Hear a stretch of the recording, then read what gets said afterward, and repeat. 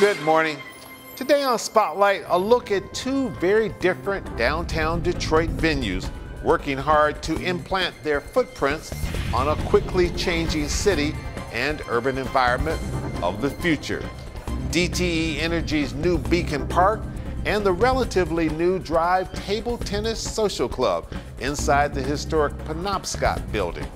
Two places you may want to experience this holiday season. Our guests, Brian Nuno and Diallo Smith. It's Sunday, November the 26th. I'm Chuck Stokes, and this is Spotlight. And welcome to Spotlight down here at theCUBE. Brian Nuno. He is the Public Affairs Manager for DTE Energy, and not his first time on Spotlight. Matter of fact, last time we talked, it was right here down at theCUBE. Welcome back. Thanks for having me back. Fill in the blank for me. DTE Energy hopes that Beacon Park. I'm going to change it up a little bit. I think it's really about DTE Beacon Park. We hope you come visit Beacon Park because we still think there's some people that maybe haven't been down there, and there's great things going on. We want to bring as many people down to Beacon Park to enjoy the public spaces down here in Detroit as possible. So, last time we talked was when you did all of the ribbon cutting, big hoopla, DTE, the latest park coming online in downtown Detroit.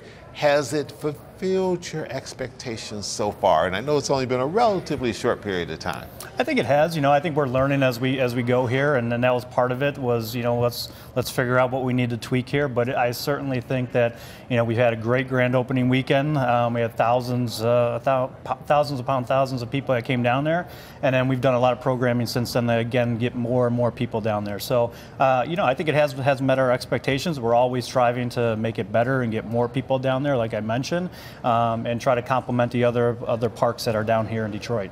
What is it about public spaces that help the entire area around it? Public space just really is part of every community. Every community that you think of, whether it's downtown or where you live, I mean, you want that kind of communal place that people can come and share experiences in, and this is just another one of that. So I think it gives the neighborhood around us kind of that identity, that sense of a place where people can just go and experience new things and meet for a drink or meet for a conversation or anything. And it really has transformed our space. As you mentioned, you know, a year ago it was a gravel lot, and so it's much more than that today. And we think our neighborhood will continue to evolve over time here as the revitalization of Detroit continues, and we're happy that we can have that kind of focal center point for that neighborhood. In a very real sense, it becomes almost a meeting point, and it becomes a signature place that you can tell somebody, meet me at, and they know immediately what you're talking about. Exactly. I mean, that's, you know, we kind of played off the words with Beacon Park, but that's certainly one of our slogans is meet me at the Beacon, and it kind of rolls off the tongue, and it fits well with a good identity for someone to tell them where to meet and to have a conversation or have like I said, a meeting place for them to come together. A week or so ago, I was down here when they lit up the Christmas tree, and I'm telling you, downtown was hopping. Beacon Park, you know, we're happy to be a part of the fold of those festivities. We certainly wanted to have another space that people could come to and experience. I mean, it's a you know, a good portion of the day, and we know that, you know, people want to do different things, and we just set up Beacon Park to kind of be a little bit different experience and complement again the thousands upon thousands of people that came down here. When Beacon Park opened up in the summertime, there were a lot of things that you promoted that corresponded with the weather and summertime. Now we're going into the winter season. Your first winter season with Beacon Park. What's on tap? What kind of programming so that people still come in the winter and not just the summer? Yeah, well, we certainly want to provide a space for the winter as well, and that's one of the big components of Beacon Park. We actually have a large tent set up there, about 13,000 square feet, so we can do a lot of different events there. And even some of the events that we did in the summer, we can do there in the winter. So some of our sports programming, I mean, we can do bowling and cornhole and things like that to bring people inside. But we also have some big signature events. We have a couple one of the lessons that we learned this summer was the silent discos that we have there. People love them. All right, so for those who don't know, what is silent disco? Well, we got to get you to one, Chuck. So basically what it is we have several different DJs set up, and people come down and they put headphones on, and you can turn your headphones to whichever different station you want. So you take your headphones off, it's pretty quiet. You put them on, and it's a big party, and you can see the different people doing the different music, and it's an interesting experience, and it's a great time, and people of all of ages love it, and just have a great party. All right, we're going to go to a break. Before we do, just for those who haven't been there yet, so they get some sort of identification of where Beacon Park is. We're talking about Cass, Bagley, Grand River, that whole corner in there, right? Yep, it's right there at Cass and Grand River, right next to the DT Energy headquarters, and yeah, it's a great spot, and certainly you can find directions on the website, beaconparkdetroit.com. All right, and for those who are still having trouble, I'll say across the street from MGM Grand. A lot of people know that. All right, yes. We'll be right back. Stay with us.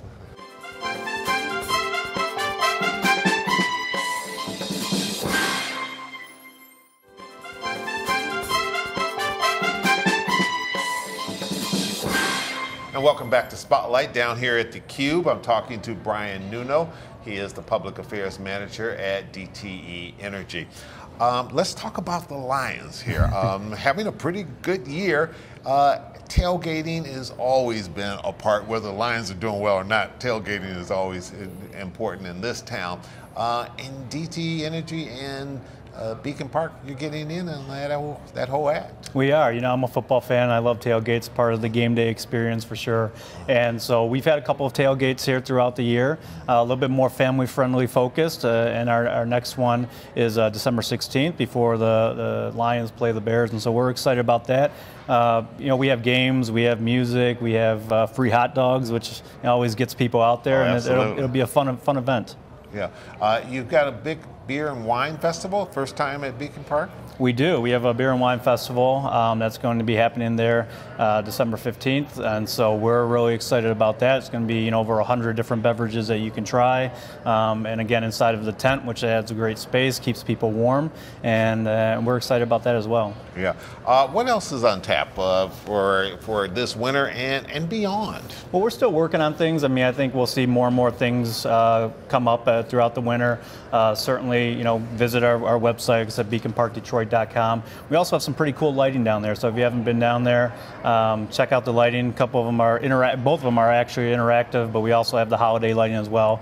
Kind of some pretty cool ones. One that again you can interact with. One's kind of an outdoor fireplace feel to it. The other one's kind of has an iceberg feel to it, but changes lights and sounds as you go through it. So we want people to come check those out, and we'll always be looking for new things, and certainly rolling up into the spring with some other parties out there. Of course, opening day is always a big time here in Detroit with the Tigers. St. Patrick's Day, things like that. So we'll have more and more events as the winter holds through. We want to certainly utilize the space throughout the winter too. I think Detroiters embrace the cold for the most part, and we want to give them a place to have fun during the winter as well. I think all too often when a new park like yours comes online, people just kind of come and they sort of take that space for granted. But when you look at it from an investment standpoint, a lot of planning, a lot of money, a lot of work to transform that kind of space into something that people come in and enjoy. From an investment standpoint, what are we talking about here? Well, we're really not. We don't really want to talk about that from DTE's perspective. We certainly view the benefits over time much outweighing the investment that we'll put in. And certainly you can see, with Campus Martius, what has happened here over the past 14 years, the change that it's had on the community around it. And we certainly believe that that's a critical point of it. And we hope that, over the next 10, 15 years, the same thing is going to happen around Beacon Park. And that's really about the investment that we wanted to think about. And not in terms of dollars and cents and how much money that you've actually spent to be able to do it, but you are confident that whatever it costs to transform that corner, that it's worth it long term, not just to DTE as a corporation, but to this city as a whole and to this region? Yeah, we hope so. I mean, you know, certainly that's why we want people to come and enjoy it. I mean, it's all about the people for us, and you know, if people don't come out and experience it, then we haven't met the goals. But we certainly think that with the programming that we're doing with the Downtown Detroit Partnership and all the cool things that are happening in Detroit, you know, we're going to look back at it as a very, very, you know, smart thing for us to do, and something that you know came pretty easy. Yeah, no question that DTE has been a good corporate partner for this region. I think back to some years ago, Sandy Barua, President and CEO of the Detroit Regional Chamber, up at a Mackinac conference, talked about, in a friendly way, the competition he almost wanted to create among corporations and have corporations become sort of the leader of this region, more so than the politicians.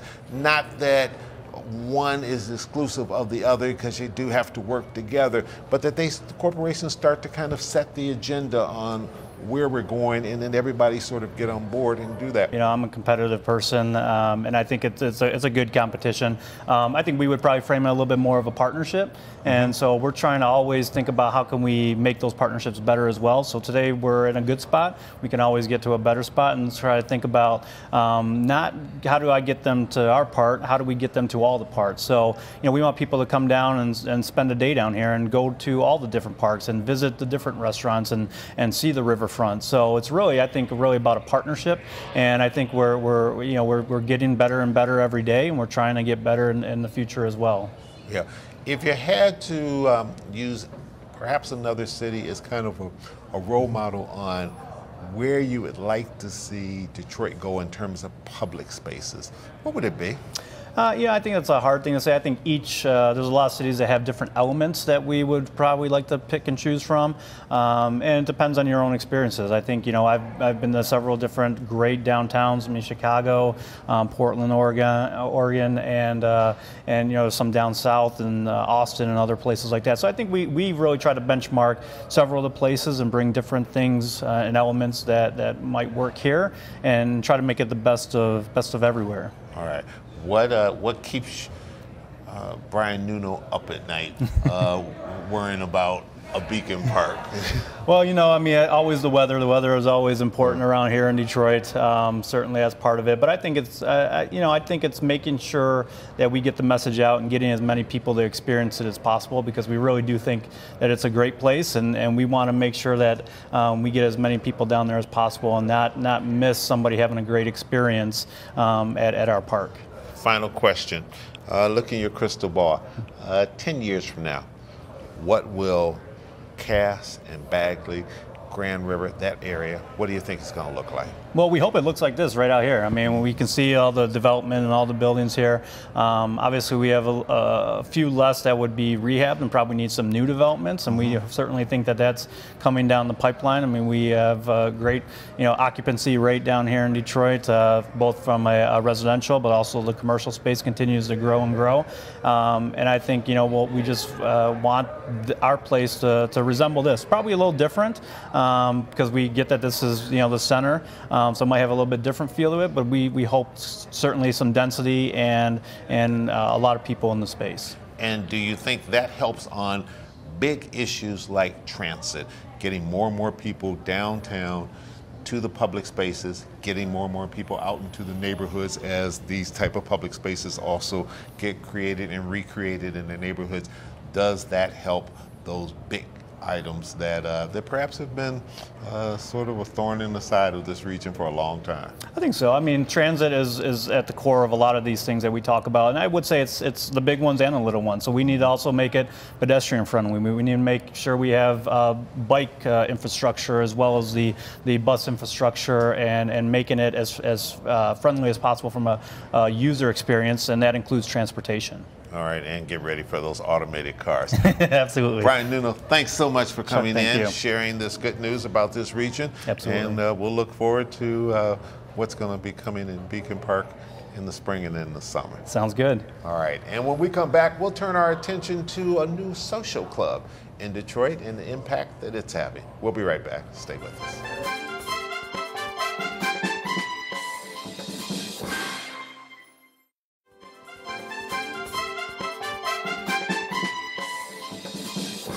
And welcome back to Spotlight. Joining me now is Diallo Smith. He is co-owner of Drive Table Tennis Social Club, smack dab in the middle of downtown Detroit. Welcome to Spotlight. Thank you, sir. It's good having you. First of all, what is Drive? We're hearing about all sorts of new and different things going on in the city, but you're the only table tennis social club. What is that? Table tennis. So, well, let me translate. Table tennis is commonly known as ping pong, right? Right. Yeah, we all played it as kids. All played it as kids, you know. And so, part of what we want to do is just get that old feeling back of when you were downstairs in the basement playing with your friends or your cousins or your uncles or your parents, and just that sense of nostalgia and the young innocence, right? So we infused the game with a niche contemporary atmosphere. And we also have a bar and grill on the other side of our space. So it creates the food, the beverages, the fun, all in one particular place. You started this with your co-owner, co-partner, Roger Cotterman. Yeah. Okay. This was back in 2012? Yeah. So a good friend of mine saw a venue like what we do in New York, and he says, you gotta see this, you have to check this concept out. And when I saw it, I just fell in love with the concept. And Rod has been a lifetime friend since we were yay tall, middle school, high school, and went to different colleges, but we both came back to the city after working in corporate America. After working in corporate, both in our different lanes, and he's somebody who I always bounced ideas off of, and he liked the idea, and we formed a relationship and a partnership going into it. Okay, and we would say he'd be here, but he's out of town. Yeah, at this given time. You know. How tough was it to get this off the ground? And I know you just had kind of a re-grand opening, so to speak, of this. You've done some renovation in the spot. How's it going? It's going good. It's going. I think the renovations have really added a new light and shown a new light on what we're doing. As with anything big and meaningful, there's always going to be hurdles and obstacles along the way. Growing pains. Growing pains. You know, for us, we began in the winter of 2012.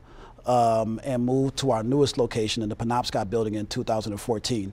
And just to backtrack on that, you know, a lot of people ask me, you know, well, what did you guys do? You know, how did you get the funding and things like that? And I always say something that I've learned a long time ago, you know, think big, start small, build on your successes, and never give up. And so we started off doing pop-up events. We would just, you know, get some ping pong tables and go to different festivals or different spaces and get some music going and just try to introduce our concept to see if people liked it, and people really enjoyed it and they loved it. And they would always ask, you know, hey, are you guys going to open up your own space? Are you going to get your own brick and mortar business? And so that was an idea, like, hey, you know, this thing might really work. And so we the first space that we were at was a short-term lease. We just wanted to test it out, see how it was going to work. We didn't even have a bar and restaurant at the time. We just had a cool atmosphere with ping pong tables, and people just loved it. And then didn't bite off too much. Didn't bite off too much to be true. And then we just sought the right opportunity and the right space and the right time within our budget, and we moved into the Penobscot building in 2014 to accommodate both the bar and the restaurant side of our business. And so, you know, I would say that there are lots of opportunities out there, especially in a growing downtown, midtown Detroit. There's always going to be obstacles, and so you just have to find a way to fight through it. When Spotlight returns, we'll have more conversation with Diallo Smith.